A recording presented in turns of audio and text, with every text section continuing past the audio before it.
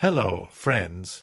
If you're curious about the movie King Kong, released on December 14, 2005, you're in the perfect place. Don't forget to give this video a quick like, it really helps us out. And if you're new here, hit subscribe to stay updated on all the latest movie deep dives. Let's jump right in. In the twilight of a world still healing from the scars of the Great War, a restless energy grips the streets of New York.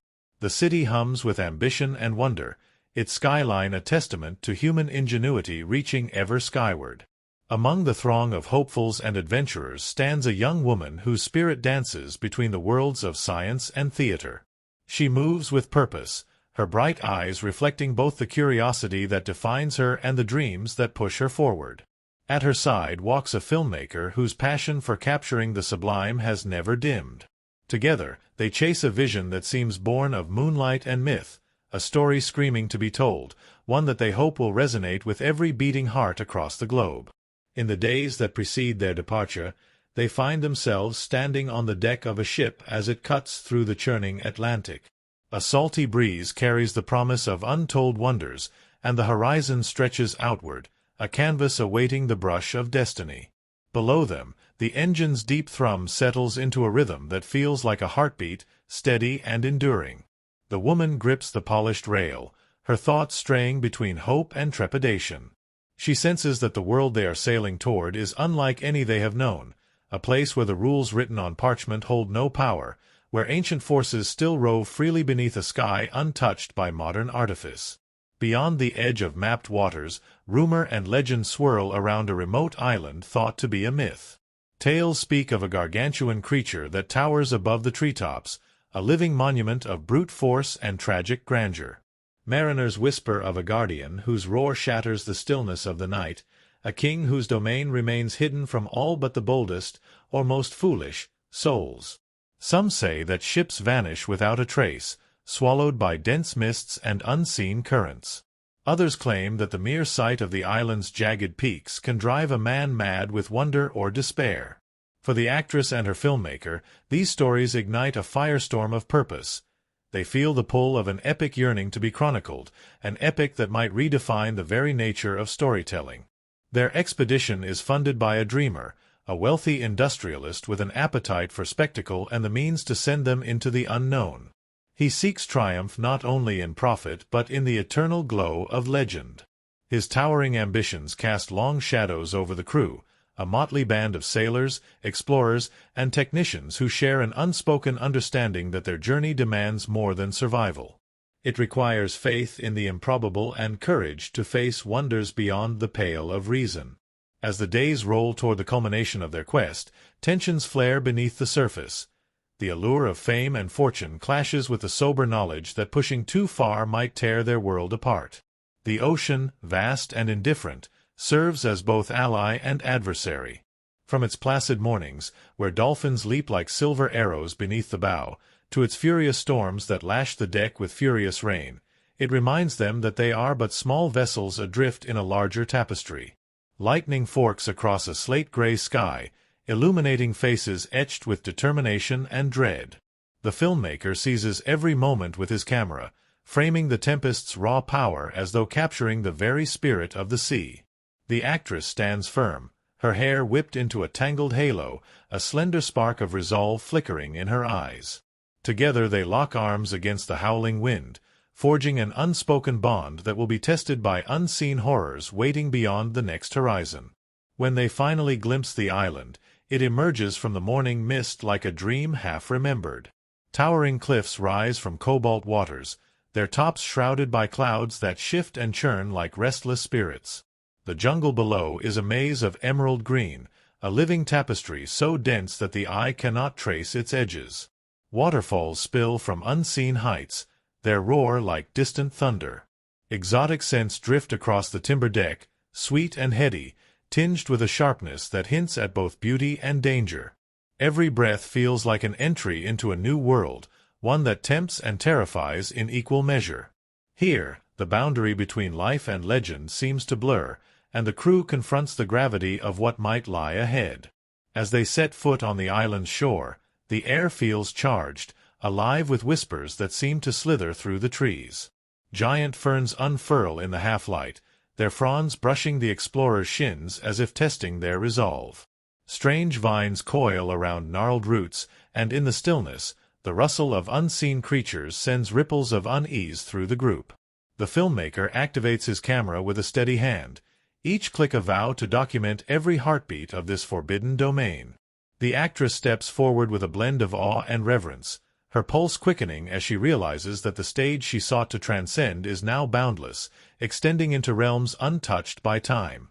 Their first discovery comes in the form of colossal footprints, each one deep enough to cradle a man.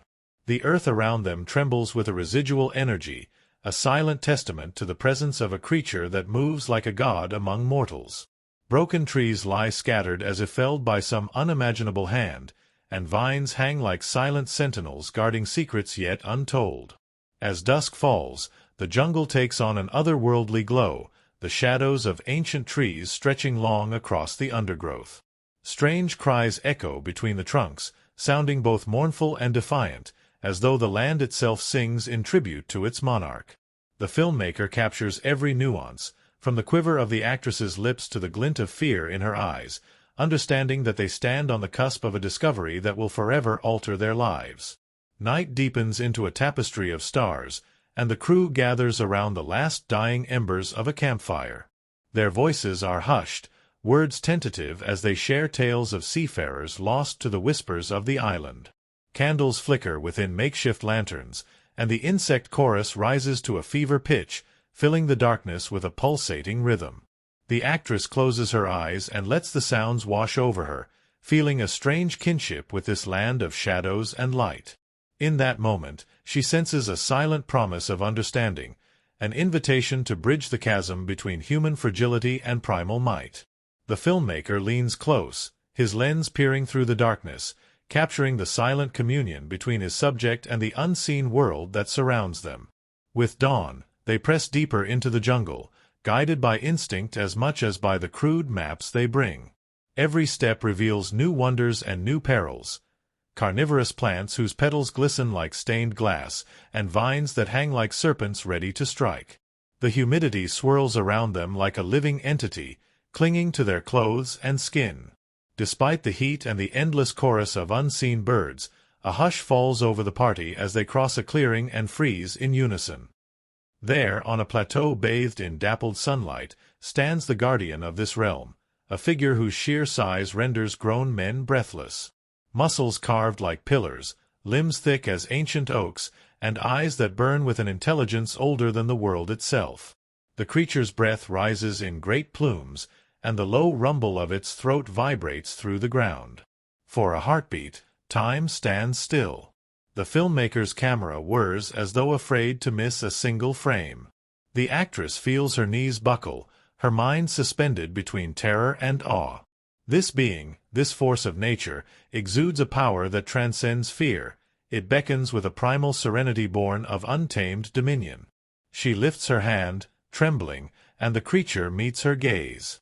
In that unspoken moment, something shifts, a recognition, a fragile thread of empathy weaving between species. The world beyond the jungle's edge seems to disappear, leaving only two souls bound by the ancient pulse of life itself. But wonder comes at a price. The arrival of their camp ignites the tension that simmers beneath the surface. The sea captain, bearing the weight of responsibility, must choose between safeguarding his crew and indulging the ambitions of a man accustomed to bending the world to his will. His past, filled with storms that shattered bones and nights spent alone with his doubts, flickers at the edge of his thoughts like a half-forgotten dream. He struggles to reconcile loyalty with fear, to decide whether the pursuit of glory justifies the risks that eclipse reason. As his gaze flicks between the jungle's shadows and the faces of those who depend on him, he feels the island's power crawling beneath his skin, demanding sacrifice. Amidst this turmoil, the explorers uncover signs of a people who once lived in harmony with the island's monarch. Weathered totems stand sentinel among the ruins of stone, their carvings depicting a dance of reverence between the gigantic guardian and the tribes that revered him. The walls of a crumbling temple bear symbols that tell of a sacred pact. The creature would protect the land, and in return, the people would ensure the balance endured. But the silence that hangs over this hollow sanctuary speaks of betrayal, of a time when greed and fear corrupted the covenant, leading to a cycle of sorrow that echoes in the creature's anguished roar. As the sun climbs, the filmmakers press on, each step a thread in a tapestry of revelation. They cross a fallen monolith carved with images that seem to move in the shifting light, as if alive. The actress pauses to trace the symbols with a fingertip, her voice barely more than a whisper as she speaks words that feel ancient and powerful. Her connection to this place deepens, and she senses that the story they chase is not only one of spectacle, but of redemption, a chance to mend the fracture wrought by those who came before. The filmmaker captures every nuance, the curl of a vine around a shattered statue, the tremor of the woman's whisper, the way the midday sun filters through the leaves like molten gold. Suddenly, the earth trembles. The ground heaves as if the island itself draws a ragged breath. Distant thunder rolls through the canopy, and birds wheel frantically above. The crew scrambles to steady themselves as the tremor grows, splitting the earth and sending rocks tumbling into hidden ravines. Amidst the chaos, the creature emerges once more, its eyes aflame with rage and sorrow. It strides forward with the weight of centuries pressing down on its shoulders, every footfall a quake that rends the landscape. The filmmakers raise their lenses, but no frame could capture the raw ferocity of a being so burdened by loss. The jungle seems to rise in defense of its guardian, vines lashing out like living whips and trees creaking as though a live panic ripples through the expedition. Instruments clatter, and cries echo as men and women scramble toward safety. The actress stands rooted, her face a mask of determination. She feels the pull of empathy stronger than fear, compelling her to move closer. The creature's roar shakes her from the waist down, and sweat beads on her brow as she approaches, unarmed and unafraid. In that moment, she offers not weapons or threats, but a simple truth, that they have come not as conquerors, but as seekers of understanding. The creature hesitates, its massive chest rising and falling like a storm-tossed sea. For a breath that stretches into eternity, their eyes meet, eyes that have known loneliness older than memory, eyes that reflect a sorrow that words could never contain. In the hush that follows, the island's fury abates. The tremors cease, and the jungle's chorus softens to a cautious whisper. The creature lowers its head, the tension in its massive frame easing as though a weight has lifted. The actress extends her hand, and the creature's broad fingers curl around her wrist with surprising gentleness. The filmmaker's lens captures the moment with reverence, a union of hearts separated by worlds, a fleeting harmony that transcends language. Yet, even as they connect, the threat they cannot see approaches from the horizon. Back on the ship, the industrialist's hunger for profit reveals itself in a sudden betrayal. His investors, driven by greed and impatience, arrive with weapons and machines designed to chain the island's guardian and transport him to a world he could never comprehend. Their engines roar like mechanical thunder as they move to seize their prize. The sea captain, torn between duty and conscience, orders his crew to shield the explorers, but the tide of bullets and steel cannot be held back. The island trembles once more as the clash between man and monster erupts, a spectacle of violence that shatters the fragile peace of this hidden realm. The actress, refusing to flee, strides toward the sound of conflict, her eyes blazing with defiance. She positions herself between the invading forces and the creature, her voice rising in a cry that echoes across the jungle. The filmmaker follows, capturing each pulse-pounding second as the world teeters on the edge of oblivion. Trees shudder and crack as the creature battles the iron cages and nets designed to subdue it. The very earth beneath them seems to weep, its soil stained with the echoes of betrayal. Amid the chaos, the actress's resolve becomes a beacon, a reminder that some stories are worth more than any fortune, that some connections honor the soul more deeply than any conquest. And then, with a single heart-rending roar, the creature makes its choice. It turns its gaze toward the invading vessels, drawing strength from the raw bond shared with the woman who dared to bridge their worlds. In a moment of primal power, it charges, not just to fight, but to protect all it holds dear. The jungle responds in kind. Vines entangle machinery, roots uproot steel, and the very cliffs tremble as though lending their strength. The invaders fall back, their weapons rendered useless against an ancient force that refuses to be shackled. As the dust settles, a hush blankets the land. The ship's crew, those who remain, gather around the woman and the filmmaker, their faces awash in tears and awe. They witness the creature's wound, a fresh gash where steel once bit flesh, and in that moment they understand the true cost of ambition. The captain, his eyes red-rimmed and resolute, orders the withdrawal. There will be no trophies carried off, no headlines that reduce wonder to sensation. Instead, they offer a vow, to let the island remain as it is, a sanctuary for the extraordinary, a place where the primal and the human exist in fragile balance. In the thick of the island's labyrinthine jungles, the expedition uncovers a hidden plateau where the world seems to breathe differently. Time slows, and the air thrums with anticipation. Here lies the kingdom's heart, a place of tangled roots and gargantuan bones that narrate tales of battles written in ancient blood. Waterfalls cascade from cliffs that stretch beyond sight, their mist weaving rainbows in sunlight. Yet, for all its splendor, this plateau holds the key to a tragic cycle. The filmmaker's F.O. Meanwhile, aboard their vessel anchored at the island's edge, the sea captain grapples with shadows of his past. Memories of storms that cost him friends and nights spent staring into the abyss of his own doubts haunt him. He finds solace in duty, his weathered hands steady on the wheel, but the pull of the island's secrets tugs at his conscience. As his crew fractures between loyalty to him and fear of the unknown, he must decide whether to follow his code or forge a new path. His struggle mirrors Alar. Just as hope flickers in the hearts of the explorers, the island unveils a cruel twist.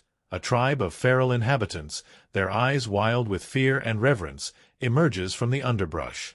Clothed in tattoos and remnants of tattered cloth, they move with a grace that belies their brutality.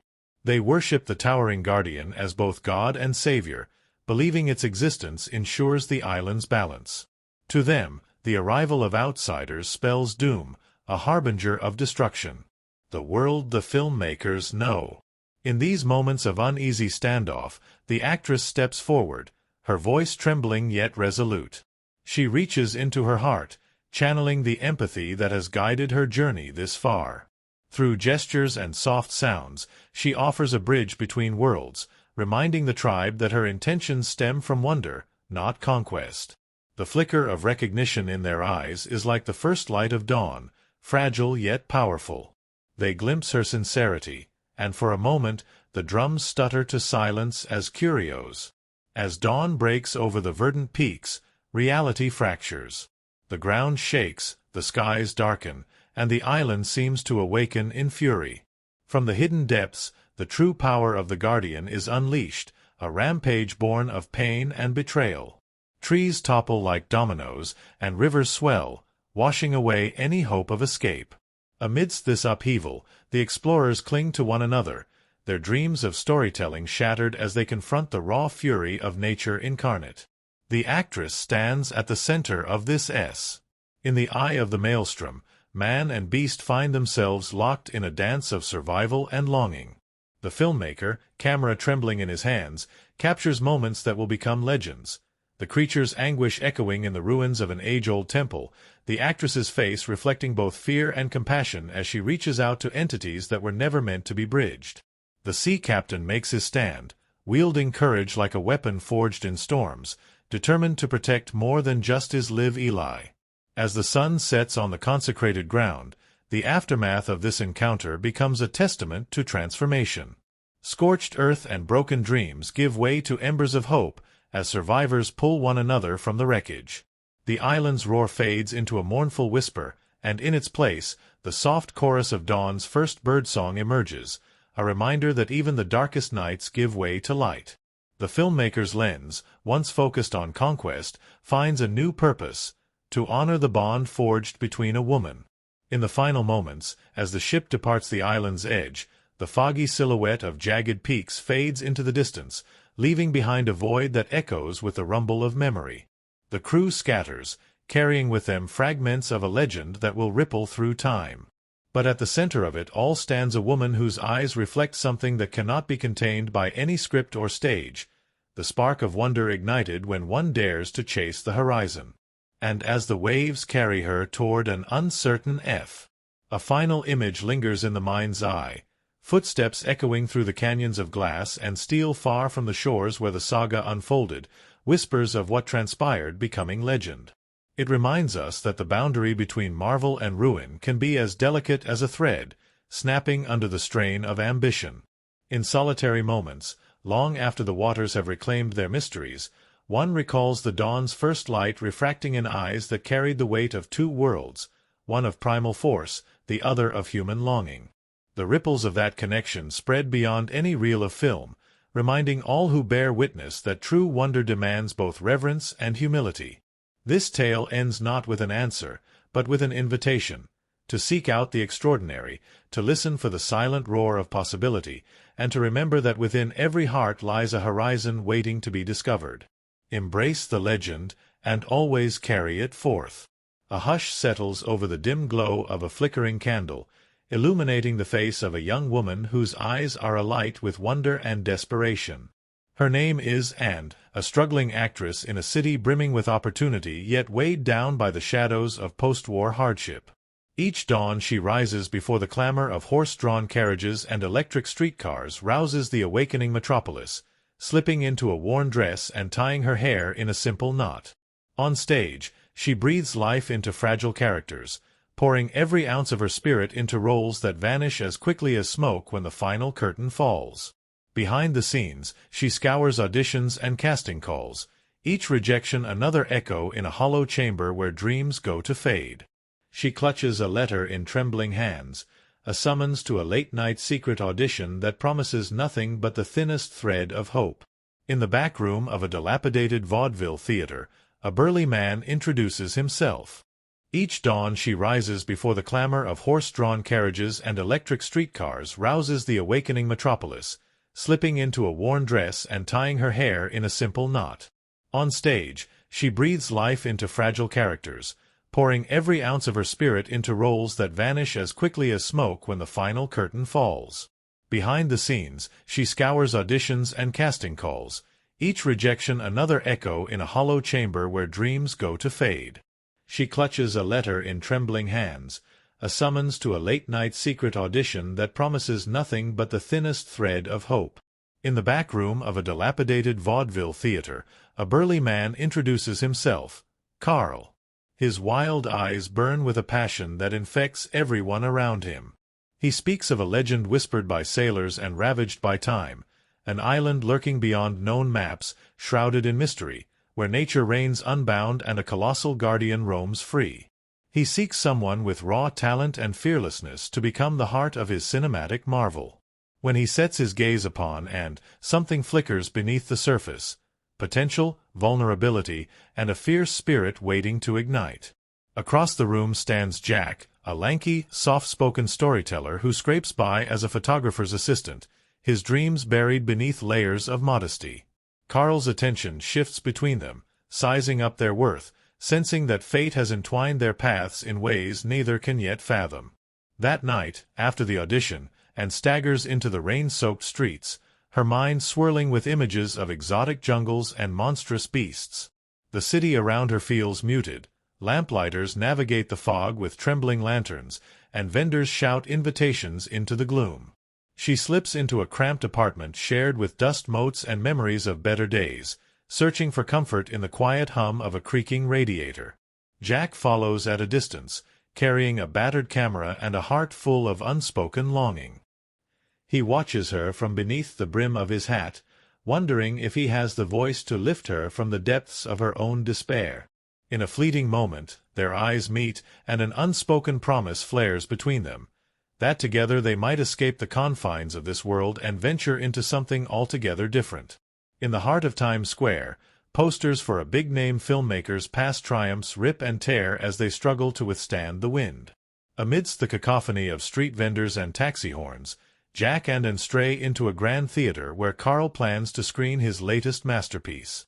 The marquee's lights flicker with anticipation, but inside, the audience's reaction is anything but rapturous. The film unspools its narrative of adventure and drama, only to dissolve in resentment when politics and personal vendettas intermingle on screen. Disgruntled patrons storm out, hurling insults that crash against the theater walls like gunfire. Carl's face masks a desperation that trembles beneath the surface. He watches his dreams unravel, each roar of disapproval echoing through his chest like a hammer blow. When the last patron bolts for the exit, Carl confronts the theater owner with the gravity of his plight. With a trembling fist, he demands a chance to salvage his vision, a final, desperate bid to find fresh blood, someone whose hunger for greatness might pull him from the brink of ruin. The owner's eyes narrow as he considers the spectacle unfolding before him, then nods, sliding a slip of paper across the counter in exchange for silence. That slip bears Anne's name, an invitation to the brink of the unknown. As Carl storms into the night, the spilled popcorn and tattered tickets litter the floor like confetti, marking the end of one dream and the birth of another. As dawn bleeds into the sky, Jack and Anne find themselves at the docks, standing before a ship whose prow cuts through the mist like a blade. The craft bears the name Adventure, and its massive hull promises both salvation and peril. A small crowd of sailors lingers on deck, their faces etched with the weariness of countless voyages. The scent of salt and tar permeates the air, mingling with the memory of rain-soaked streets.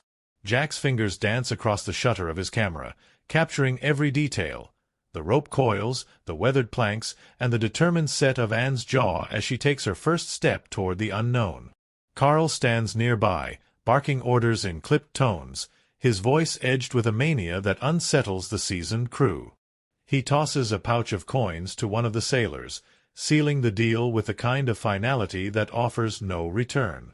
Beneath the open sky, the ship sets sail, cleaving through the waves as if carving a path to destiny itself. Jack grips the railing, his camera tucked into a worn satchel, while Anne clasps the railing as though it were a lifeline. Behind them, the city fades into a silhouette of chimneys and towers, disappearing into the haze of memory. The ocean, vast and unrelenting, stretches out before them, a mirror of steel that reflects both hope and dread. Carl strides across the deck like a general inspecting his troops, his eyes gleaming with ambition. He speaks of a land untouched by progress, a place where myths breathe in the humid air and creatures from the edge of nightmares rule with primal ferocity. The crew listens with a mixture of skepticism and awe, each man sensing that the island they seek is not a mirrored on a map, but a revelation that could topple their understanding of the world. As days melt into nights, the ship becomes a crucible of unspoken fears and whispered legends. Storm clouds gather on the horizon, and the ocean rises in wrath, sending waves crashing against the hull with the force of a battering ram. Sailors scramble to secure masts and sails, their cries swallowed by the roar of the sea. Lightning splits the sky, illuminating fanged waves that threaten to consume them whole. In the midst of the chaos, Anne clings to Jack's arm, her knuckles white, as he captures the storm's fury through his lens, framing moments of acute fragility that might otherwise slip through the cracks of memory. The wind tears at her hair, tangling it around her neck as though seeking to tether her to this world. She feels the raw power of nature surge through her veins, a reminder that even the grandest human endeavor is fragile before the sea's wrath. When the storm recedes, a profound stillness blankets the deck. The survivors, drenched and weary, glance oceanward with wide eyes. On the horizon, a shape materializes, an island, its silhouette etched against the rising sun like a scar on the face of the sea. Cliffs pierce the sky, and the jungle's lush canopy hugs the shore in emerald splendor. A chorus of exotic birds rises from the treetops, their calls rolling over the water like a benediction. The crew's exhaustion transforms into awe as they behold this paradise guarded by sheer rock and boundless forest. Carl moves among them with the confidence of a man vindicated, his grin splitting his weathered face as he anticipates the fruit of their daring gamble. The morning brings a landing party ashore, the air thick with humidity that wraps around their throats like a living thing. The scent of wet earth and exotic flora hangs heavy, its sweetness tinged with a sharp, almost metallic undertone. And steps onto the beach barefoot, feeling the warm sand give way beneath her feet as though eager to swallow her whole. Jack pivots on his heel, camera at the ready, documenting every heartbeat of their arrival. The crew unload supplies, axes gleaming in the sun, ready to carve a path into the heart of the unknown. Their laughter is tentative, an attempt to vanquish the creeping dread that coils in each man's gut. Yet, beneath the bravado, they sense a primal danger lurking just beyond the tangle of vines and ferns. Pushing through the undergrowth, the expedition advances into a world untouched by human encroachment. Towering trees loom overhead, their trunks thick as the hull of a ship, and vines dangle like living ropes, swaying with imperceptible movement. The canopy filters the sunlight into motes of green and gold, dancing across the forest floor as though alive. Strange calls echo from the treetops, chirps and roars that shift between plaintive and menacing. The earth beneath their boots feels alive, resonating with vibrations they cannot quite place. Each step takes them deeper into the wilderness, further from the world they once knew, and closer to the heartbeat of a realm governed by ancient laws. Suddenly, a shrill cry pierces the hush, and the ground erupts in motion. A pack of raptors bursts from the brush, their bird-like heads swiveling as they close in with lethal precision. The crew scrambles to raise weapons, but the creature's speed defies comprehension. Anne's heart hammers as she witnesses the efficiency of their attack. Tiny, dagger-like teeth ripping through flesh, claws that rend flesh from bone. Jack's hand shakes as he raises the camera, capturing the carnage in horrific detail. The metallic tang of blood fills the air, mingling with the damp scent of rot and moss. A sailor's scream rends the silence as he falls, eyes wide with shock, while another is carried off into the foliage, never to be seen again. The survivors stand paralyzed, their breath catching like flint against stone, as they realize the jungle guards its secrets with rows of razor teeth. Moments stretch like taut ropes before releasing in a flurry of motion. The crew fires indiscriminately, bullets tearing through ferns and vines, only to discover that these predators vanish as swiftly as they appeared. And staggers back, her vision swimming with the gruesome ballet unfolding before her. Jack lowers his camera, the click of the shutter echoing like a mockery of their innocence. Carl's voice rises above the chaos, sharp and commanding, pulling the survivors back into order. He reminds them of the prize that awaits, an opportunity to reshape the way humanity sees the world. Yet his words sound distant, like a promise drifting on the fringes of sanity. The survivors gather their dead and wounded, their faces etched with a haunted knowledge. This land does not belong to them, and perhaps never will. In the days that follow, they encounter wonders that shift their understanding of life itself. Colossal ferns unfurl like living sculptures, and flowers bloom in poisonous shades that defy earthly palates. They cross a river where strange fish leap in the currents, their scales flashing like molten metal. Yet for every marvel, there is a reminder of peril lurking just out of sight, the distant thunder of unseen beasts, the tremor of earth that speaks of creatures too vast to imagine. As they push deeper into the forest, they discover the ruins of a forgotten people, stone pillars carved with scenes of worship and terror. The walls bear the image of a towering figure with arms like bows and eyes that burn with an intelligence older than time. The inscriptions tell of a delicate pact, a balance between the island's guardian and those who once revered him. But where once stood temples and altars, now only moss and echoes remain. It is within this shattered sanctuary that they first glimpse the truth of their mission. The massive skull of their quarry lies half submerged in the riverbank, its socket empty and imposing. Nearby, trees bear claw marks that scrape the sky, a silent testament to battles fought in ages past. And moves forward, her fingertips tracing the cracked surface as though seeking forgiveness for mankind's trespass. Jack raises his camera, capturing the spectacle, a moment frozen between reverence and dread. Carl surveys the ruin with a predetermined resolution, convinced that the price of legend is worth whatever sacrifice it demands. The survivors gather around him, their faces drawn, as they realize the enormity of what they chase. Not merely a story, but a shift in the natural order. As twilight drapes its velvet cloak over the jungle, flickers of torchlight materialize in the distance, a flicker of life against the encroaching dark. The expedition presses forward, weapons drawn, until they emerge into a clearing where a primitive village clings to the earth like a wound refusing to heal. The huts, built from timber and bone, emit flickers of light as shadows flit behind flame-lit windows. The villagers, clad in skins and painted with symbols of devotion, move in careful silence, their eyes wide with a mixture of fear and reverence. In their midst stands a maiden chosen for sacrifice, her wrists bound and her head bowed as though already gone.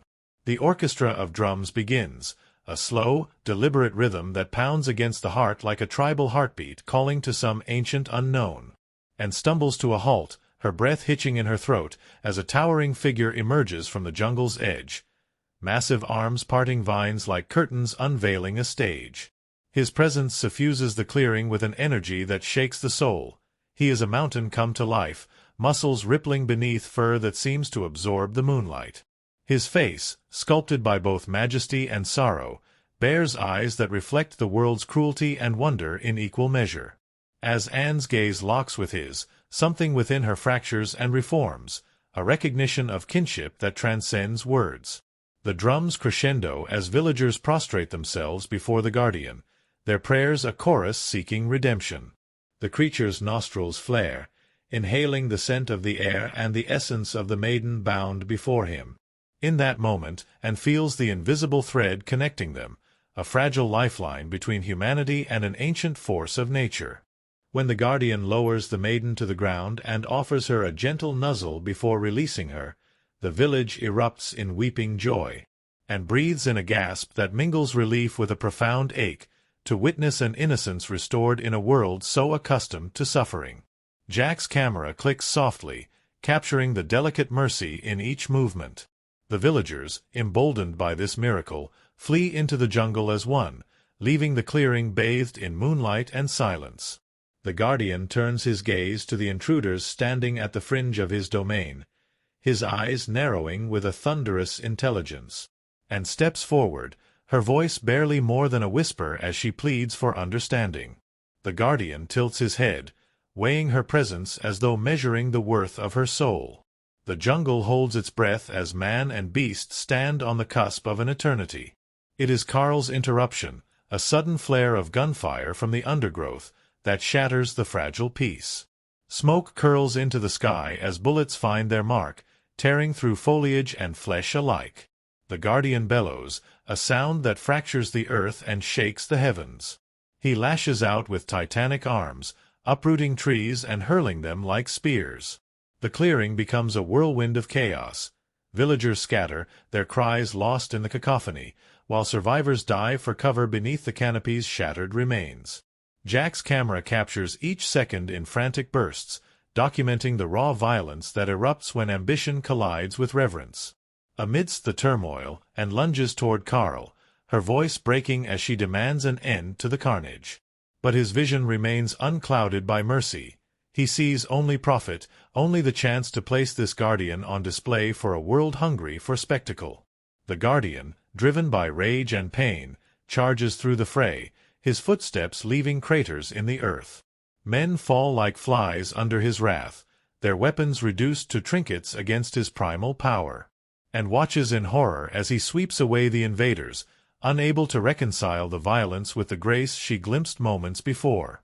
When the guns fall silent and the smoke clears, he stands amid a tableau of destruction, breathing heavily, his fur matted with dirt and blood, and steps closer, breathing in a plea that hangs on her lips, but the guardian's gaze shifts to Jack's trembling camera, an instrument he recognizes as a conduit for the world beyond. In that recognition, a decision is made. He lowers his massive arms and, with a force that sends ripples through the soil, uproots a colossal vine and gently wraps it around himself. With steady deliberation, he allows the men to bind him, sealing his fate with ropes of green that cut into his flesh like vines of betrayal. As dawn's first light seeps into the clearing, the survivors gather around the bound guardian, and stands beside him, her heart rent between grief and determination. The crew readies their fragile cages and chains, their every movement a testament to the clash between ambition and conscience. The island trembles in mourning, the jungle's chorus surrendering to a heavy silence. Jack raises his camera for one final shot, capturing the Guardian's downcast gaze as he accepts the chains that will bear him from home, and places a trembling hand on the bars of the makeshift cage, her tears mixing with the dew that glistens on tangled fur. In that moment, the world they once knew feels both impossibly distant and painfully close, a paradox they carry with them as they begin the arduous trek back to the waiting ship.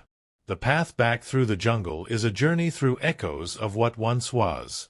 Broken ruins lie silent beneath the moss, their stones whispering tales of worship and betrayal to the canopy above. Anne's footsteps falter as she passes the altar where the maiden once stood, now stained with memories she cannot erase. Jack's camera, slung at his side, records each step as though to save fragments of a world that cannot be reclaimed.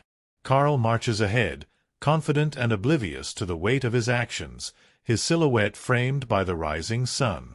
The Guardian, chained yet unbowed, follows them with measured strides, every footfall a reminder of the power he once wielded unchallenged. The island's heartbeat quickens around them, shadows shifting like specters, vines curling as if in mourning, and distant roars echoing as though the land itself grieves its loss. When they reach the beach, the tide has receded, revealing blackened rocks slick with algae and the broken carcasses of creatures left behind. Sailors scramble to secure the chains and hoist the captive onto the deck, their movements mechanical, driven by a promise of reward that masks the hollowness in their eyes. Anne stands at the shoreline, her gaze fixed on the creature she once revered, now reduced to a prize. Each thunderous breath he takes rips through her chest as though tearing out her very soul. The crew readies the vessel for departure, its prow cutting into the water's surface with a solemn finality. The jungle's edge fades into memory as the ship begins its return journey, leaving behind a realm of primeval wonder and sorrow. On deck, the Guardian struggles against his bonds, his roar a lament that rattles the timbers and shakes the heavens. And rushes to stand before him, her voice breaking the hush as she speaks of mercy and understanding. His eyes flicker with recognition, an echo of something gentler buried beneath the chains. She clutches the bars of his cage, feeling the tremor of his rage subside as her words seep into the depths of their bond. Jack hovers nearby, camera raised, capturing the frailty of a giant forced to bow to human greed. The crew stands in uneasy silence, caught between duty and a dawning realization that they carry not a monster, but a soul bound by fate. As the dawn breaks across the gilded horizon, the ship sets sail, leaving behind a land suspended between legend and oblivion. And remains at the creature's side, her hand pressed against the cold metal of the cage as though seeking to bridge the chasm between their worlds. Jack moves silently, documenting the final moments on the island's shores that cling to them like a fading dream. Carl stands at the helm, his silhouette bathed in the rising light, convinced that he has captured greatness itself. But as the waves close over the island's silhouette, a silent promise unfurls. The journey is far from over, and the promise of redemption and reckoning lies ahead, waiting beyond the horizon. Dawn breaks over the harbor as the ship carrying the captive glides toward the city that trembles with anticipation. And stands at the railing, her fingers brushing the weathered wood, a silent whisper of guilt and hope swirling within her.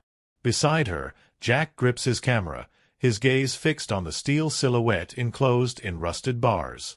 Each swell of the tide brings them closer to a world unprepared for what lies within. At the pier, a throng gathers, faces lifted in awe and speculation. Men in tailored suits clutch ledgers and cigars, their eyes alight with possibility. Women in elegant hats whisper of wonders beyond their imagining. When the crane's hook descends, the captive erupts into a roar that fractures dawn's calm. Creatures are not meant to cross from deep forests into city streets, yet here he stands, fur damp from sea spray, muscles taut, eyes blazing with a fierce intelligence. They slide the cage down crowded avenues as though parading a fallen deity. At the pier, a throng gathers, faces lifted in awe and speculation. Men in tailored suits clutch ledgers and cigars, their eyes alight with possibility. Women in elegant hats whisper of wonders beyond their imagining. When the crane's hook descends, The captive erupts into a roar that fractures dawn's calm. Creatures are not meant to cross from deep forests into city streets, yet here he stands, fur damp from sea spray, muscles taut, eyes blazing with a fierce intelligence. They slide the cage down crowded avenues as though parading a fallen deity. Horse-drawn carriages halt, drivers frozen mid-rain at the living legend passing by.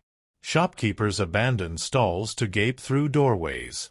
Anne's pulse thrums as she walks beside him, matching his pace step by pounding step. Jack's camera clicks in rapid bursts, each frame capturing the mixture of fear and fascination etched on onlookers' faces. At the base of a towering steel spire crowned by clouds, men in tuxedos and top hats await, politicians and financiers with intentions as cold as their collars. Beneath the spire, a steel cradle trembles under whispered ambition, and stands on a raised walkway, body trembling, as she whispers a final pledge to the captive, to fight for his freedom, even if it costs everything. The ceremony begins in a hush broken by his low growl, a sound rippling through the plaza and silencing the crowd. The governor's speech falters under eyes fixed on Anne. As hoisting cables hum, tension coils around her heart. The cage ascends, each inch a dagger to her chest. Jack's camera trembles in his hands as he records the moment when, high above, she sees him reach his full height, head brushing against clouds that swirl like silent specters. There, at the summit, he stands taller than the towers below, chest heaving as wind whips through his fur. He roars, a cry that shatters windows and rattles hearts. Anne's knees buckle, and Jack catches her as the cage jolts. A snap, a scream, then silence as the cage tilts. Time fractures. He plunges, limbs outstretched, eyes wide with disbelief, the city swirling around him in a blur. When the dust settles, rubble smolders like embers of a world aflame, and crawls toward the wreckage as though drawn by an invisible thread. Jack follows, camera now silent, bearing witness to a cathedral of steel and sorrow. Pinioned beneath twisted girders, he lies broken but breathing, and presses her palm to the frozen bars, longing to be closer yet respecting the cold boundary between them. Medics descend in a flurry of antiseptic and motion. Their hands work with urgent precision, probing wounds and binding shattered limbs. And remains at the edge, tears blurring her vision as she watches. Jack kneels beside her, lens lowered, capturing the agony and resilience etched into every contour. Beneath the bright lights, she whispers words she barely hears, a prayer, a promise, a plea for him to hold on.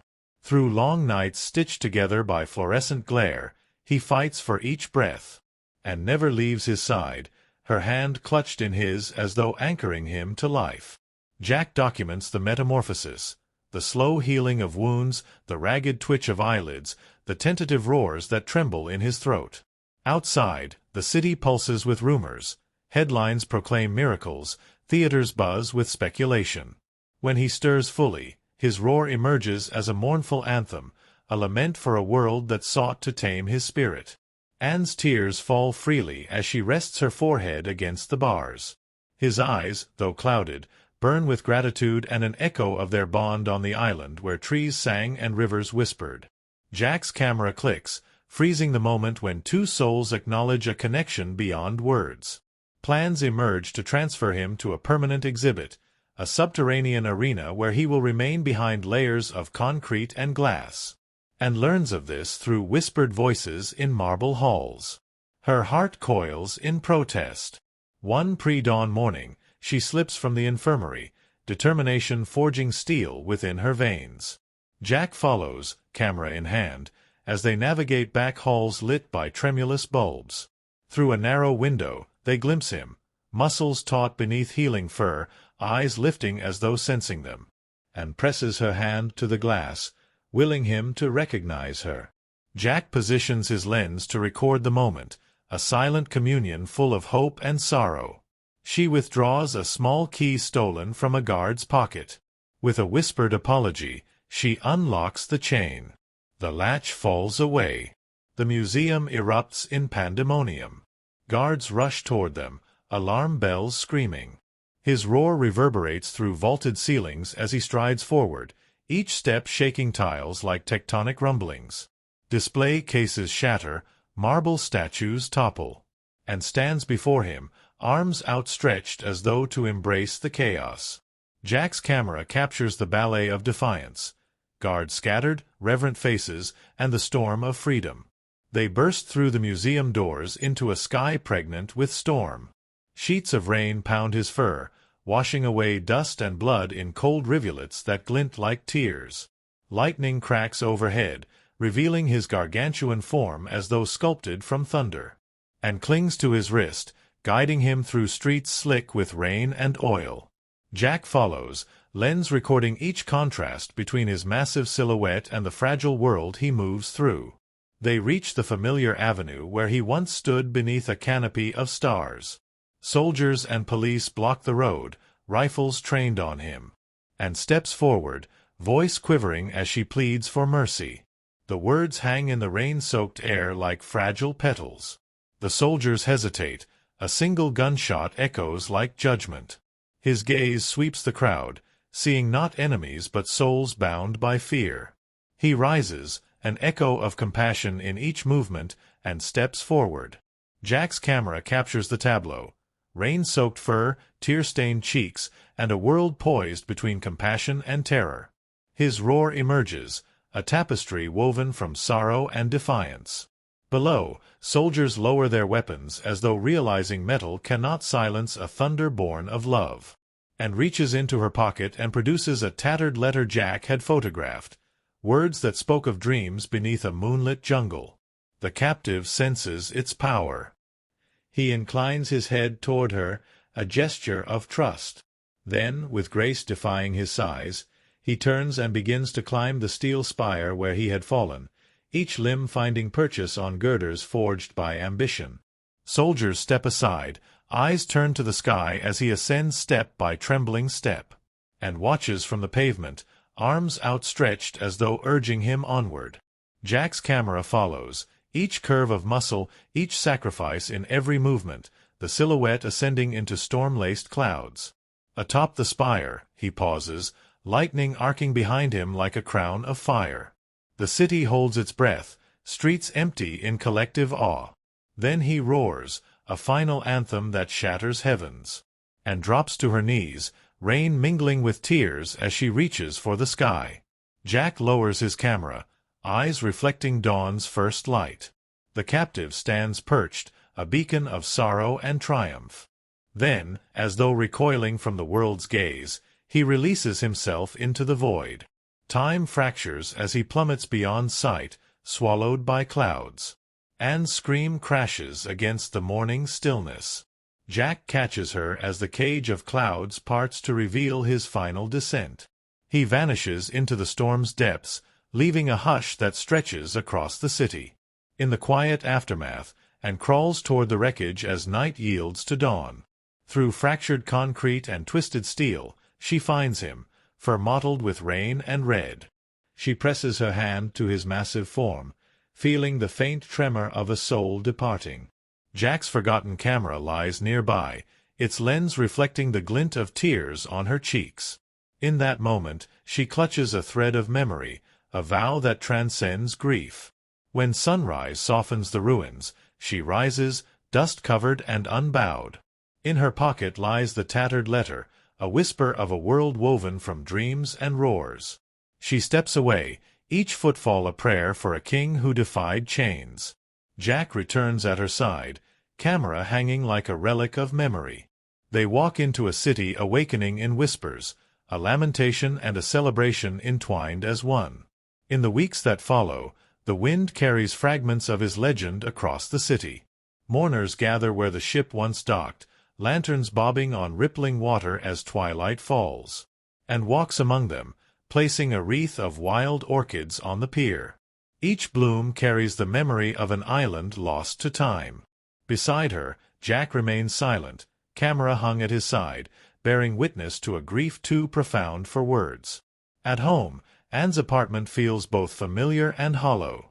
Photographs line the walls, roles she played when her dreams were simpler. Now each image shimmers with ghosts of the past. She lights a single candle before a small shrine she has arranged. The tattered letter, a wild orchid, and a photograph of him as he once stood among ancient trees. In the hush, she listens for the echo of his roar, and finds it woven into the flutter of her own heartbeat. Jack retreats to his studio, walls lined with prints that chronicle their journey. Colossal footprints in charcoal, the curve of his brow in rain, the gentle angle of massive fingers cradling a fragile hand. He pores over contact sheets, selecting frames that capture the soul he saw in those eyes. When he frames the final photograph, Anne's hand resting against his, he feels the weight of memory as a kind of grace. Together, they rebuild their lives around what they learned. And accepts an invitation to speak at a university, standing before students whose eyes burn with questions. She tells them of dawn over silent forests, of a roar that defied steel towers. She speaks of fear, how it cages the heart, and of compassion, how it can free even the greatest of beings. The students listen, rapt, as though hearing an aria for the first time. On a quiet morning months later, Anne returns to the harbor. She holds the tattered letter in her hand, reading ink that speaks of dreams kindled by moonlight. She folds it carefully and places it in a small boat, setting it afloat among paper lanterns drifting toward the horizon. Jack stands at her side, lens lowered as he captures her silhouette against the rising sun. In that single frame, he sees not an ending, but an invitation to wonder that will echo as long as hearts remember. Their bond endures beyond worlds. The first time Anne steps onto the stage, her hands tremble, and the lights feel like suns burning through her very soul. She is a woman who buries her fears in laughter and applause, yet beneath the glamour lies a fragile heart bruised by endless rejections. On the docks of New York, she greets each sunrise wondering if today she will finally feel seen. It is this hunger, as raw and wild as the ocean wind, that draws her into a world where legends roam and dreams collide. Carl moves through life like a predator stalking prey. His eyes glint when the curtain lifts or the engine roars, always searching for that perfect moment of awe. He is driven by ambition so insatiable it devours everything in its path. In his wake, he leaves broken promises and whispered rumors, a reputation that clings to him like a second skin. Yet within his steel resolve lies a deeper yearning, to etch his name into human memory, to capture wonder itself. Jack's existence unfolds in quiet devotion and simmering dreams. Each morning, he awakens before dawn, inhaling the city's first breath as though it were sacred. Through his lens, he frames the world in stark contrasts, the gleam of street lamps in puddles, the sorrow etched on a beggar's face, the silent promise of dawn's first light.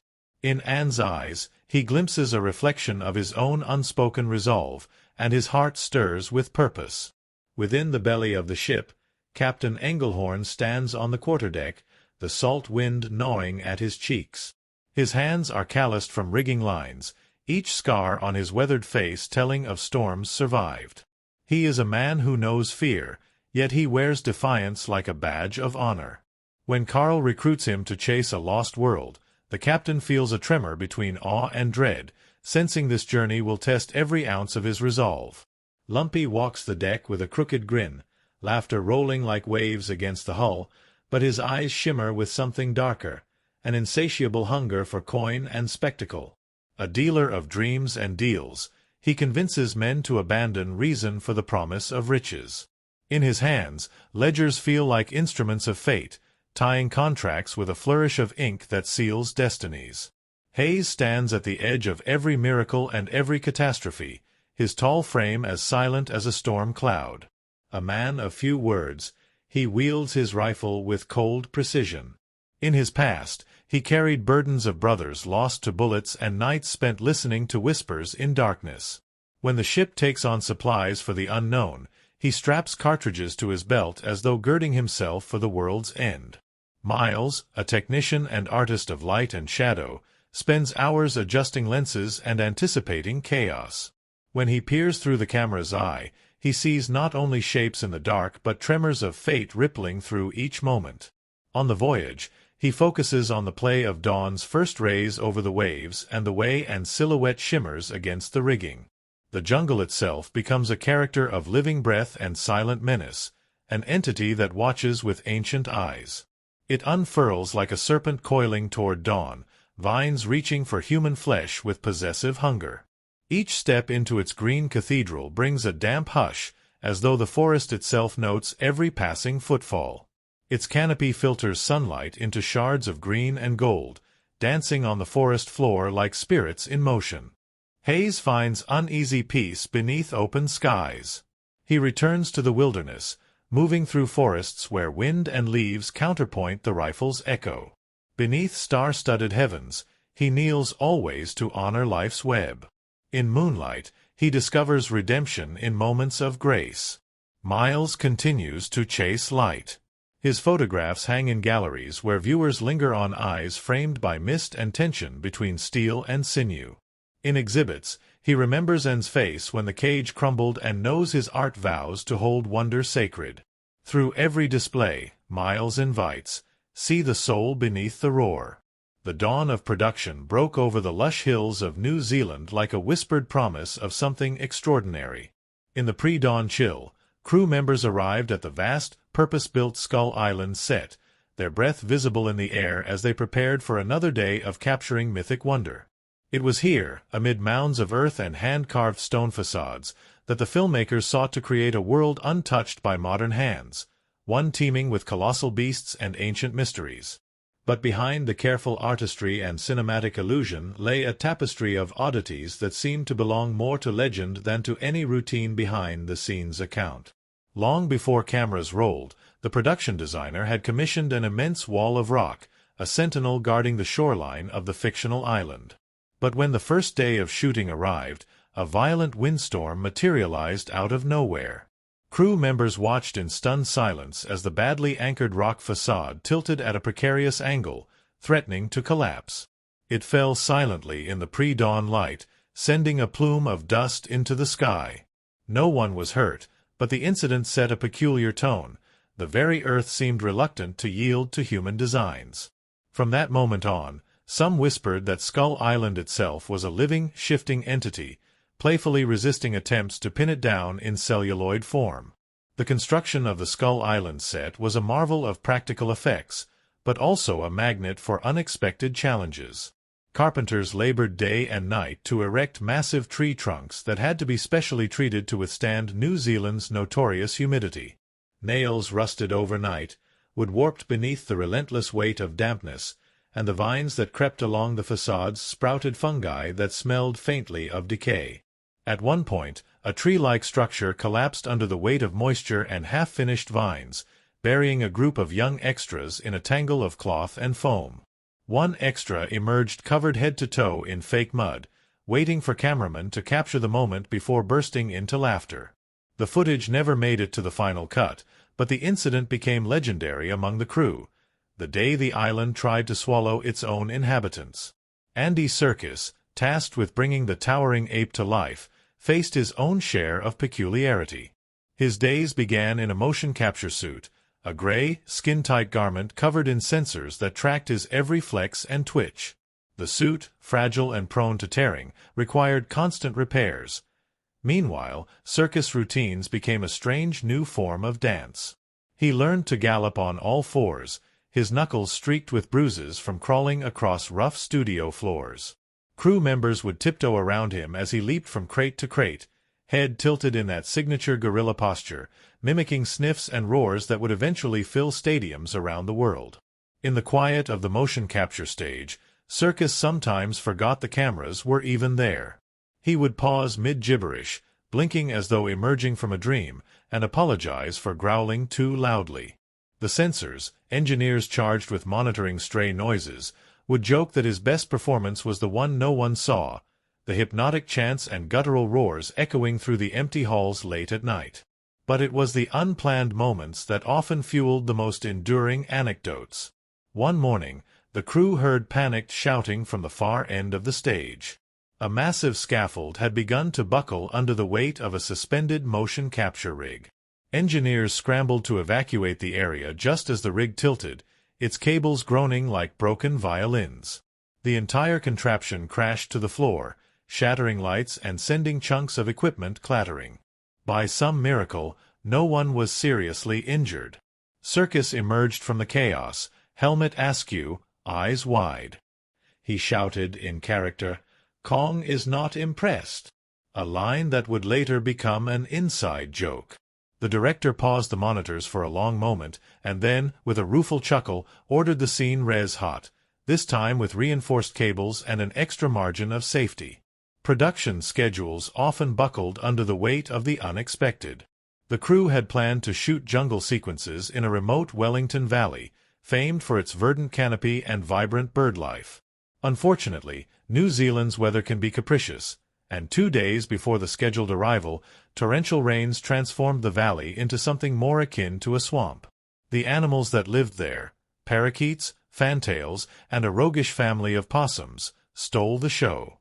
Parakeets perched on actors' shoulders mid-scene, chirping loudly as though demanding their own lines. One night, the entire crew was startled by a possum that had gnawed through the generator's wiring, plunging the set into darkness. When the lights flickered back on hours later, a wide-eyed possum had found its way onto the craft services table, sampling bananas and grapes. The incident led to a temporary lifting of the craft services barrier, and for days afterward, extras reported finding the marsupial nibbling on leftover sandwiches. When the first footprints of the island's guardian appear, and feels her breath snag in her throat. These are prints carved not by human hands but by a force that eclipses kings and kingdoms. In that instant, she transforms from performer to witness of something primal and sublime. The jungle awakens a purpose that kills and kindles fear, to hold a story that transcends human folly. For Carl, the jungle is a crucible that offers proof of genius or censure of folly. Each sighting of gargantuan forms shifting in mist stokes a fire in his chest. His ambition roars like a tempest, threatening to consume both him and everything he holds dear. Yet as he witnesses the creature's raw power and the silent accord it shares with Anne, he encounters a truth that fractures his soul and forces him to choose between legend and conscience. Jack's transformation is quieter, etched into the slow burning of his resolve. When he glimpses the captive's eyes for the first time, eyes that shine with the weight of centuries, he feels a delicate thread snap within his chest. He steps forward, camera raised, and understands this is not merely a tale to be told, but a bond to be honored. In the creature's gaze, he sees an echo of his own yearning for belonging, a mirror of dreams defying the darkness of his past. The captain's heart cracks open when the cage is built. He feels the timber shiver under the strain of steel bars as though the island itself trembles in protest. Each hammer strike reverberates through his bones, and memories of the sea's mercy and wrath flash in his mind. He recalls nights begging the water for safe passage and mornings when the horizon glowed with promise. Now, as he supervises bondage, he senses the very soul of the island slip through his grasp. Lumpy's greed, forged on the wharves and in dens of broken men, reaches its zenith when the captive stands caged. He sees a prism of profit, tickets sold, headlines screaming, fortunes made on iron bones. Yet, gazing at the bound form, he feels a twinge of hesitation, an unfamiliar tremor in his gut. In that moment, he glimpses a truth behind gold. Some cages are built not to protect but to imprison the spirit. His thirst for coin wavers under the creature's silent accusation. Hayes faces a choice when the invasion begins. He lifts his rifle with the steady calm of a man who knows every knot of desperation that leads to gunpowder. When he levels his weapon at the captive and meets those ancient sorrowful eyes, a tremor ripples through him. He senses the fragility of all life, even one that towers above him like a mountain of fur and muscle. In that heartbeat, Hayes feels the weight of empathy and the cost of violence. Miles's world collapses when the cage cracks. His lens falls to the ground, and for a moment, the jungle's breath drowns out the clamor of the world. He watches chaos erupt. Glass shatters, steel splinters. The captive strides forward with power blurring the line between wonder and terror. Through the haze of destruction, he sees and step into the storm, arms outstretched like a prayer. In that instant, Miles discovers that the greatest images cannot be captured but felt, etched into the marrow of the soul. Secondary figures emerge in the flicker of every lantern and every scream. Investors who funded the endeavor wear tailored suits but tremble at the first roar, realizing their fortunes rest on a nightmare in motion. Onlookers, transfixed, peel away when terror blooms, leaving behind shards of glass and threads of memory that will haunt quiet moments. Workers who built the cage move rubble from shattered exhibits, faces etched with comprehension that some marvels were never meant to cross the threshold of cages. Their silent sweat, bruised hands, become testament to the uneasy alliance of creation and destruction. The island's tribes, long forgotten by the world, awaken as witnesses to sacrifice and survival. They speak around fires where shadows writhe like haunted memories. Their stories twist through language like vines, echoes of how they revered their guardian as both god and brother. In the wake of conquest, they retreat into legends, carrying a wound pulsing beneath skin and soil alike. Yet beyond every face and every roar, the ultimate character in this tapestry is compassion born of wonder.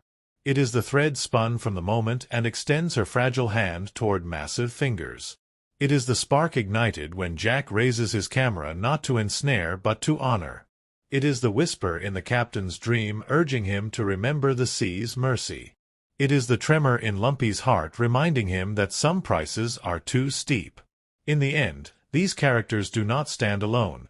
They merge into a single pulse of longing reverberating across worlds. Their arcs, entwined and battered, speak of fragile dreams and the indestructible glow of hope. Each fiber of their being is tested by fear, greed, and desperation, only to emerge forged anew by compassion's searing fire. It is within this unexpected chorus that one finds the essence of legend, not in crowns of iron or thrones of steel, but in quiet choices made when eyes meet across insurmountable chasms. It resides in the moment a tear-streaked face presses against cold bars for a creature born of eternity, and in the trembling grip with which a man frames that moment for posterity. It blossoms in the echo of a roar shattering glass and reverberating across sky and street, reminding those who hear it that true wonder demands both reverence and humility. As dawn's light spills across the world forged by their story, one understands that character is not defined solely by deeds but by the silent pulses guiding those deeds. Moments of empathy born of vulnerability, decisions carved for mercy, and connections transcending flesh and bone. Through them, myth and man become reflections of souls laid bare in the hush of wonder. And in that reflection, one glimpses the true face of legend, not as spectre to be worshipped, but as a call to carry its flame within. Anne's heart, once brittle as a dried leaf, flexes beneath weight. She recalls the creature's breath, thunderous and gentle. Her voice trembles with unspoken words, witness to a bond beyond reason. She wonders if her tears are echoes of grief or first breaths of courage. Carl's legacy becomes a tapestry of triumph and ruin. Watching and fight for freedom, he sees how obsession replaced wonder. Surrounded by maps and scripts, he is tormented by the echo of the roar. Regret settles in him like salt in a wound. Jack's resolve crystallizes in the aftermath. He retreats to the camera that bore witness to despair. Late at night, he develops photographs in a room redolent of memory. Image becomes a stroke in a portrait of compassion. Dawn's reflection on fur, silent tears staining Anne's cheeks. He realizes his calling is to preserve empathy's echo. The captain's soul remains adrift after the ship docks. By the sea, he wanders streets thick with soot. At night, he searches the heavens for constellations only he can see, maps of storms survived. He wonders if the roar echoes in his dreams. Lumpy roams saloons once enamored with his bargains. His laughter carries a hollow ring, like coins dropping. In low-lit bars, he hears whispers of the Guardian as legend, a mountain unbeaten by steel. Clink reminds him true wealth is found when empathy outweighs appetite. Hayes finds uneasy peace beneath open skies. He returns to the wilderness, moving through forests where wind and leaves counterpoint the rifle's echo. Amidst these creature-feature calamities, there were also deeply human quirks. Over at the Weta Digital offices, where the magic of computer-generated imagery was woven, animators became obsessed with Kong's hands. Weeks were spent perfecting the texture of his fingertips, layering pores and scratches until the virtual skin looked so real that animators were certain they could feel the condensation on their own wrists. One junior artist, determined to understand Kong's weight, constructed a homemade Kong hand simulator. A wooden contraption shaped like a massive hand, weighted down with lead blocks. He dragged it across the corridor each morning, eliciting screams and startled jumps from colleagues who thought a real ape had somehow escaped into the office.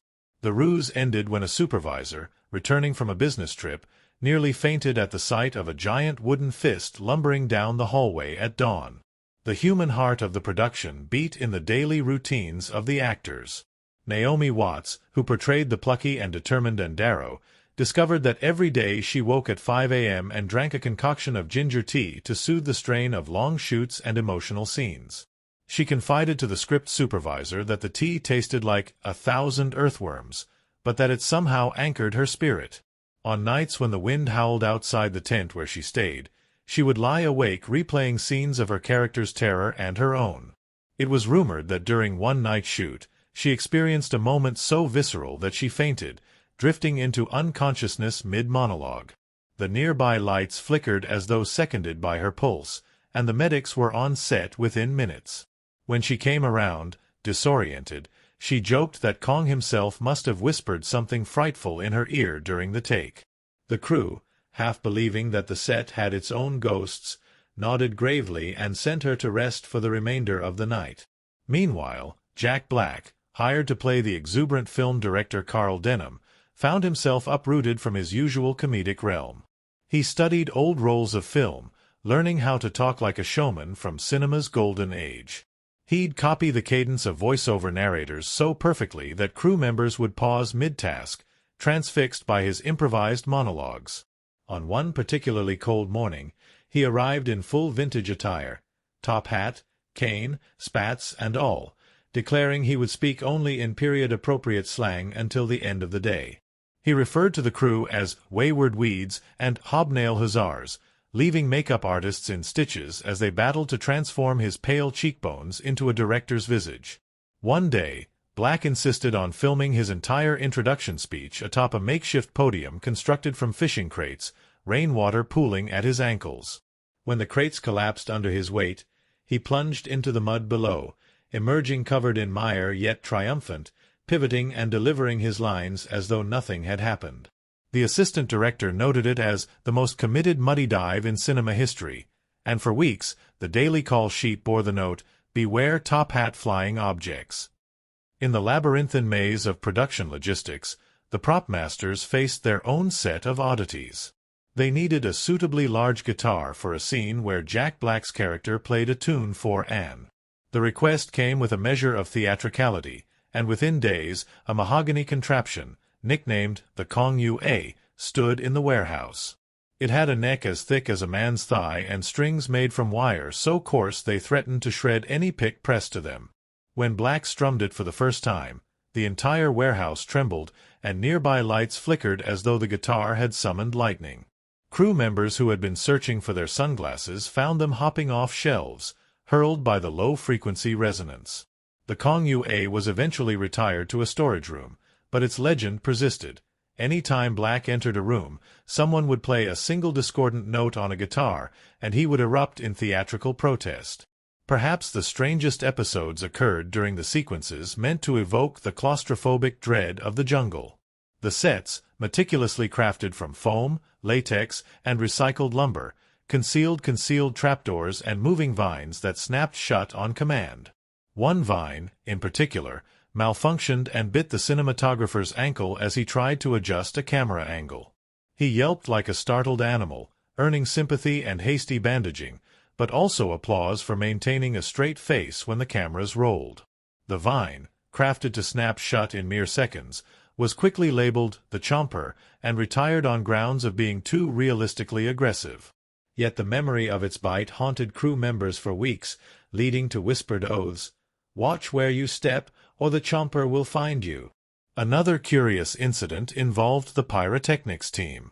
During a pivotal scene, one involving an erupting volcano and a horde of charging creatures, the team needed a controlled explosion so powerful that it sent plumes of ash and smoke skyward like a thunderhead. The first test was so intense that it knocked a large section of set wall off its moorings, sending plastic palm fronds hurtling into a prop canoe. The canoe flipped, and a pair of costumed extras practicing their battle choreography were briefly airborne before landing in a pile of rubberized foam. The explosion's shockwave was felt 100 yards away, sending stray papers swirling across the lot like startled birds. Pyro specialists adjusted their calculations, adding extra sandbags and reinforcing walls. But even the revised blasts rattled the craft services tent so forcefully that half the coffee beans spilled onto the ground, leading the catering team to swear off coffee for the remainder of production. An oath they broke within days. Bleary-eyed on early call days, the musical score, composed by a maestro renowned for evoking emotional landscapes, held its own share of quirks. The composer insisted on recording certain orchestral sections in a local cathedral known for its ethereal acoustics. But as the musicians set up their instruments beneath lofty arches, a troop of tourists stumbled into the pews, marveling at the scene. The conductor, draped in black, lifted his baton and launched into a heavenly arrangement. The tourists, startled but mesmerized, stood in silent awe as violins wept and trumpets soared. At the climax, a sudden gust of wind rattled the stained glass windows, sending shards of colored light dancing across the wooden pews. The conductor paused, raised an eyebrow, and without missing a beat, directed the musicians to play softer, as if the wind were a ghost requesting a lullaby. The recording that night captured that moment of communion with the elements, adding an otherworldly quality to the final score that left audiences breathless. Technology, too, introduced its share of the uncanny. A specialized camera system was built to track Kong's movements on set, utilizing infrared markers and sensors that projected onto a bank of monitors. But one evening, as the janitorial staff mopped the motion capture floor, the sensors picked up the reflection of a lone mop bucket, casting an eerie, ghost Kong across the screens. Technicians rushed to reboot the system, only to find the monitors flickering with a gray silhouette drifting across empty crates. The recording that night captured that moment of communion with the elements, adding an otherworldly quality to the final score that left audiences breathless. Technology, too, introduced its share of the uncanny. A specialized camera system was built to track Kong's movements on set, utilizing infrared markers and sensors that projected onto a bank of monitors. But one evening, as the janitorial staff mopped the motion capture floor, the sensors picked up the reflection of a lone mop bucket, casting an eerie, ghost Kong across the screens. Technicians rushed to reboot the system, only to find the monitors flickering with a gray silhouette drifting across empty crates. For weeks afterward, crew members teased one another about the specter of Kong's cousin haunting the warehouse. When the head technician finally traced the glitch to a misaligned infrared emitter, he wrapped himself in sheets and declared he would hunt the phantom once and for all, only to be scolded by safety officers for endangering himself in makeshift ghost hunting attire. The film's lead actress discovered one of the oddest moments of her career during a night shoot.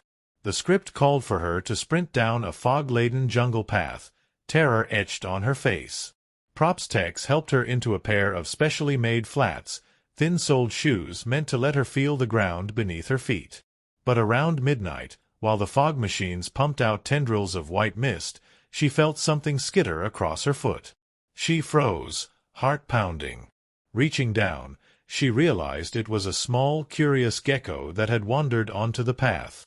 She shrieked, freeing herself from the creature's soft tickle. The gecko, startled at the commotion, scuttled off into the fog, leaving her trembling and giggling.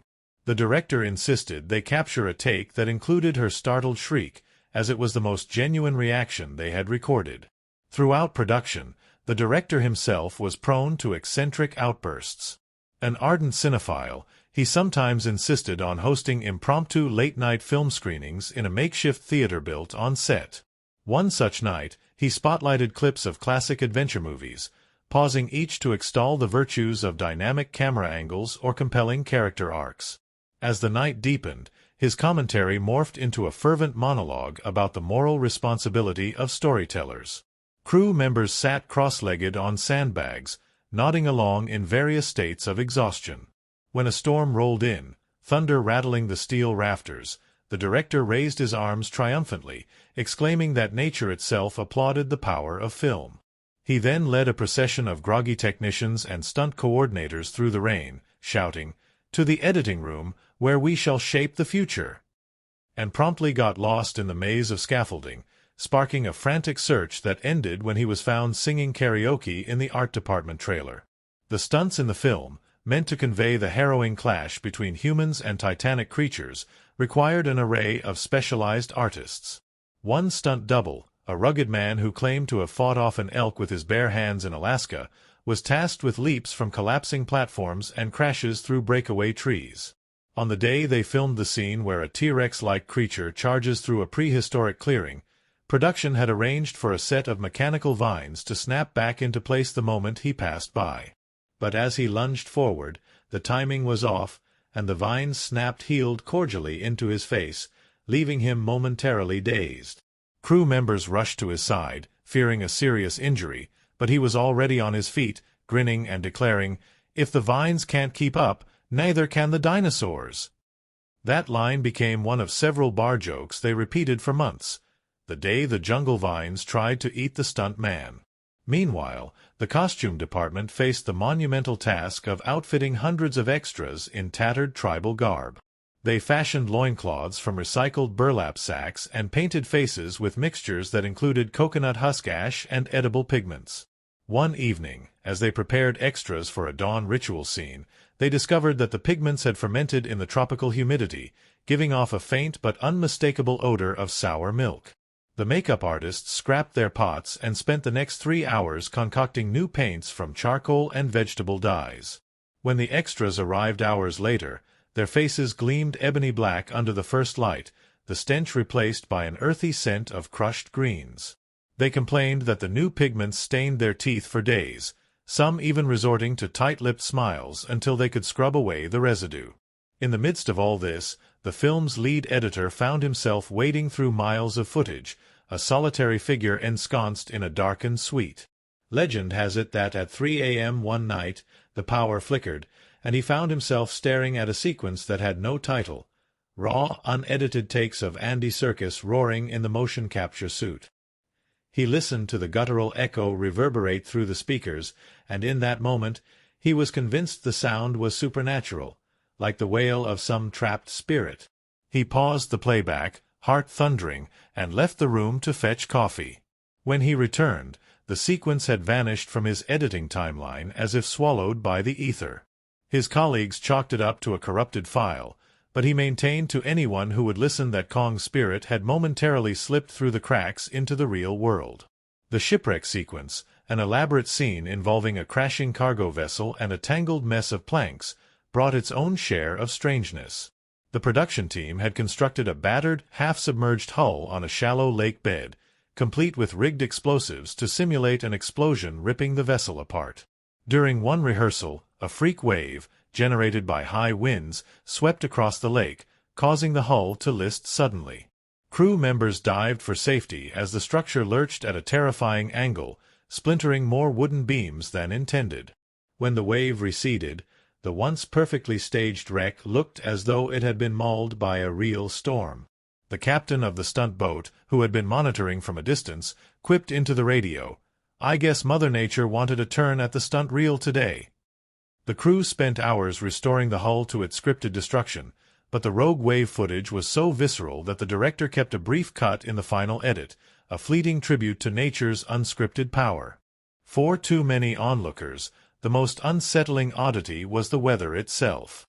While shooting the climactic scene set in the belly of the city's monolithic spire, a freak hailstorm descended upon the tops of the buildings standing in for 1930s Manhattan.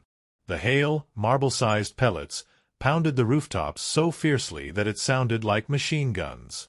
Crew members scurried for cover, but the lead actor, clinging to the edge of the set, shouted to keep rolling.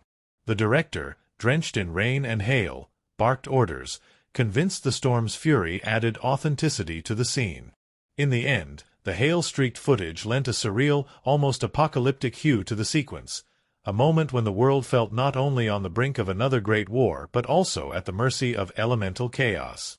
As the production trudged on, the cast and crew became like a temporary family, bound by shared exhaustion, exhilaration, and an unshakable wonder at the world they were building.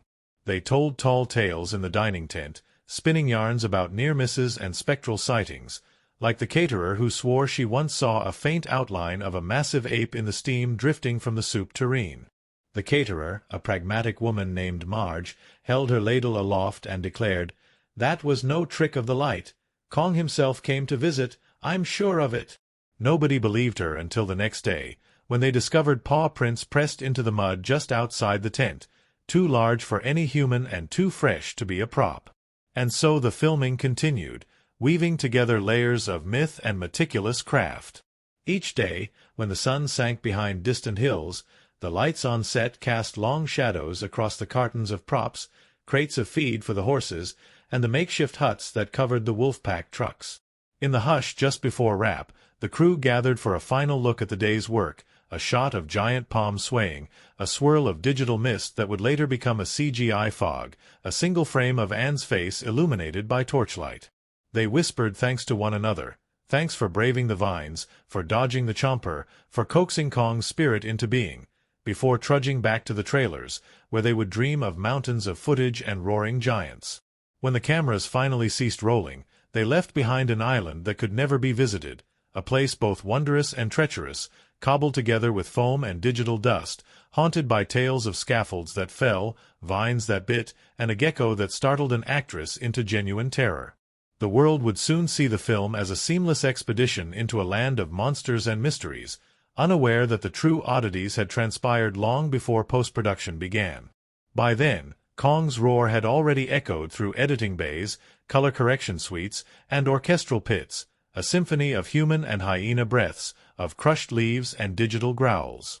It was a roar that emerged not from a distant jungle, but from a whirlwind of ingenuity, mishaps, and heartfelt dedication. Even now, years after the final credits faded, some say that if you stand on the shore of Wellington Harbor at first light, you can hear a faint rumble, like a giant taking a single breath, resonating across the water. Locals jokingly blame passing ferries or freight ships, but those who were there swear it's something more, the echo of 1,000 nights spent crafting an island under siege by ambition and awe. It's the reminder that, in the end, the strangest facts about the movie are not found in script pages or camera lenses, but in the very real moments of fear, laughter, and wonder, shared by a crew determined to bring legend to life. From the moment the ship cuts through mist-choked waters, a sense of trepidation settles over those aboard, as though they bear not merely human cargo but the weight of every moral paradox their voyage will unearth.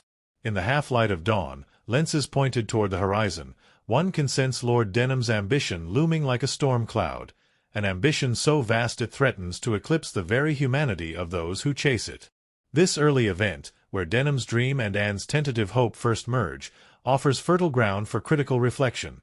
Is her role as offering to the island's guardian an act of agency, or does it inscribe her yet again into a tradition of women as tokens in men's quests? The tension rippling beneath her hesitant agreement to join the expedition foreshadows how the film invites viewers to interrogate the power dynamics that propel its narrative forward. When they first set foot on Skull Island, the camera's perspective shifts, drawing us into a realm that defies the natural laws we take for granted. The lush vegetation envelopes the expedition like a living shroud, reminding us that the true monstrosity lies in humanity's arrogance. The film's critical impact here rests in its ability to subvert colonial tropes. Instead of depicting the island as a passive backdrop awaiting conquest, it pulsing with agency of its own. As explorers carve a path through undergrowth that recoils at the intrusion, viewers are forced to question the long-standing myth of terra nullius that undergirds so many adventure tales. The moment ordinary men witness prints the size of wagon wheels, proof of the island's most colossal inhabitant, the cinematic language shifts from wonder to warning. In a narrative sense, this shift is more than spectacle. It underscores the film's broader critique of human hubris and the illusion of dominion over the natural world. Amidst the undergrowth, the expedition encounters its first wave of primal horror, a pack of ravenous raptors descending with talons gleaming under the canopy's muted light. Here, the director stages a set piece that functions as both a visceral thrill and a parable. By staging the velociraptors not as mindless beasts but as coordinated predators, the film posits a world where so-called monsters possess a terrifying intelligence. This directorial choice challenges the viewer's assumptions. If creatures on the brink of extinction behave with such brutal cunning, what does it say about the humans who venture into their domain? In sequencing these events, the movie crafts a critical dialogue about the nature of violence, whether it arises from instinct or the calculated choices of those who believe themselves masters of all they survey. The narrative's pivotal moment arrives when Anne becomes separated from the group and finds herself enveloped by the deafening presence of the island's true monarch.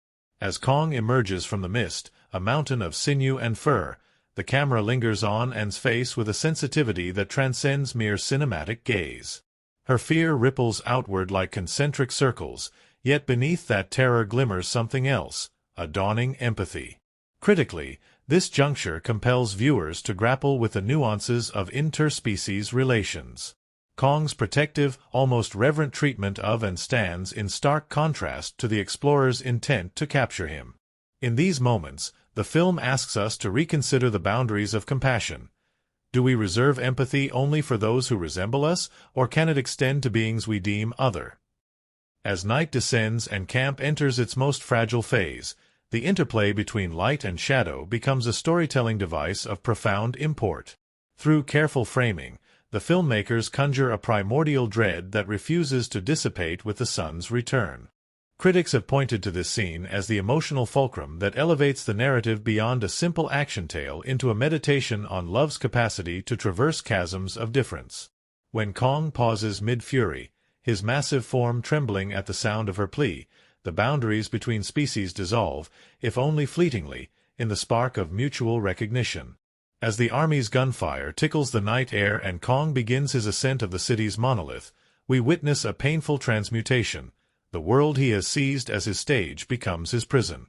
Each foot placement on the lattice of steel girders underscores the tragic irony that those he climbs toward, media magnates and billionaires, sought his downfall even as they marveled at his power.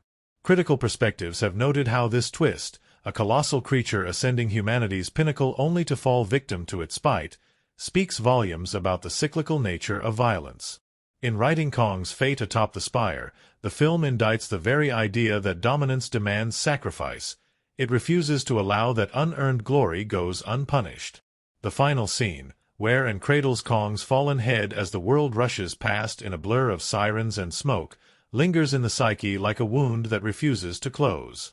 In these tender moments, the film pivots from spectacle to elegy, inviting viewers to confront their own complicity in Kong's fate. From a critical vantage point, the camera's slow circling of their intertwined faces underscores the inextricable link between empathy and mourning. Anne's tears become a mirror reflecting the audience's own sorrow, and the silence that follows the gunfire resonates like a requiem. By refusing to spare viewers from the full weight of grief, the filmmakers demand that we ask whether the price of wonder must always be blood. Beyond the narrative itself, the film's method of integrating cutting-edge motion capture with lush practical sets amplifies its thematic depth. Critics have lauded this marriage of technologies as a testament to cinema's capacity for reinvention, a modern counterpart to the stop-motion marvels that once brought Kong to life in 1933. But it is more than technical wizardry.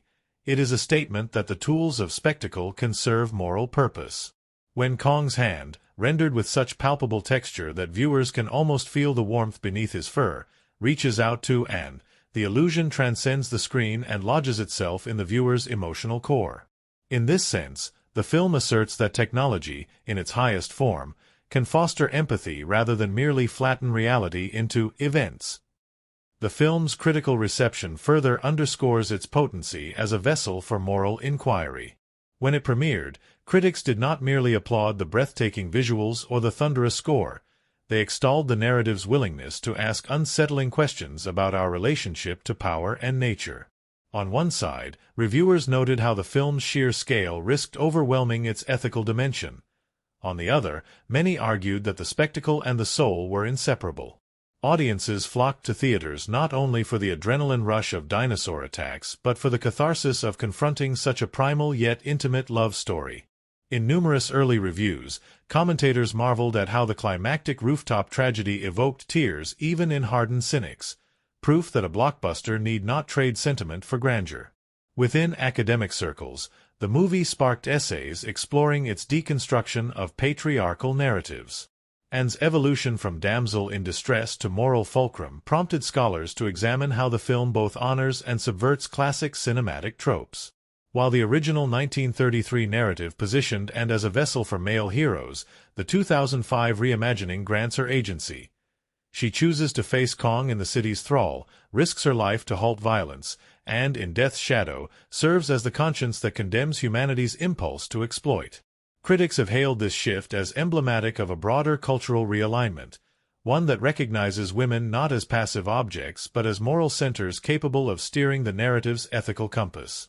Moreover, the movie's depiction of Kong's capture and transport resonated deeply with animal rights activists who saw parallels between his arc and the real-world trade in wildlife. In panel discussions and online forums, viewers pointed out how Kong's captivity, shackled, caged, paraded, mirrors the indignities suffered by sentient creatures forced into unnatural roles for human entertainment. The visceral horror of seeing Kong chained on the ship's deck, his mournful pleadings drowned by Denham's boisterous promises to the press, crystallizes a critique of zoos, circuses, and aquarium spectacles.